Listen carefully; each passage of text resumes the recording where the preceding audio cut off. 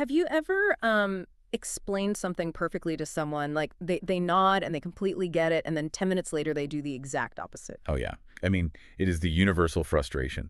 Usually, we just default to two assumptions when a learner struggles, right? Hmm. Either they lack the underlying knowledge or they just, well, aren't putting in the effort. Right. And so teaching often turns into this frantic game of whack-a-mole. An error pops up, you hammer it down with a correction, and boom, another one pops up somewhere else. Exactly. But, what we're looking at today takes a totally different route. Welcome to this custom deep dive, by the way. Our mission today is to uncover why reteaching the same concept 5 times rarely works.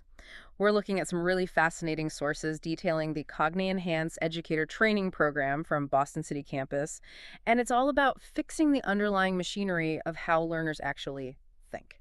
What's fascinating here is that the root cause isn't about effort at all. It's uh, it's a phenomenon called cognitive strain. Okay, cognitive strain. Yeah. That explains why a student might get it perfectly on Monday, but completely bomb on Tuesday. The demands of the task cause their thinking to literally become unstable under pressure. Wait, unstable. Let me unpack this. If a student knows the material on Tuesday, where does it go by Wednesday? I mean, is working memory just a leaky bucket? Well, think of it less like a leaky bucket and more like a bridge buckling under too much weight. The breakdown happens when task demand increases. Like the complexity goes up. Right, complexity or speed. When that heavy weight drops on the learner, four critical areas of thinking buckle under the pressure.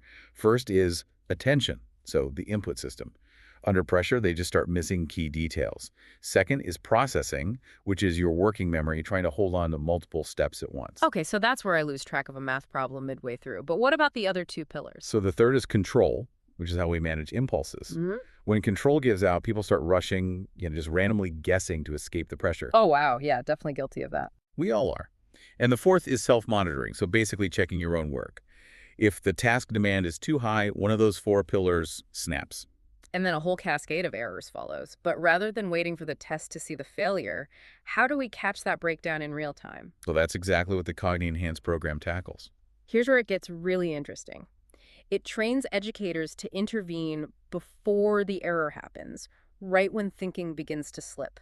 It's like a sports coach adjusting a player's grip mid-swing, rather than just yelling that you missed after the game. Spot on.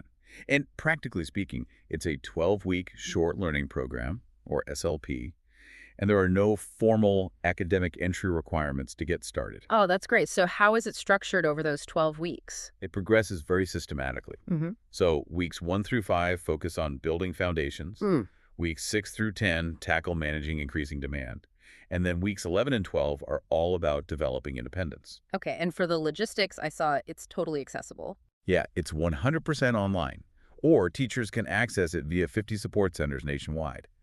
And they earn 30 CPTD points. Huge bonus. Do they just attend to get those points? No, they do have to pass 7 summative assessments with a 50% minimum mark. Right. So what does this all mean for you listening? Understanding cognitive strain isn't just for teachers. I mean, it applies anytime someone's performance suddenly drops under complex instructions. Absolutely. Whether you are managing a team at the office or like trying to navigate a chaotic miscommunication at home. If we connect this to the bigger picture, true independence comes from self-regulation, not from constant prompting or just handing someone the answer. It really shifts your entire perspective. It leaves you with a final question to ponder.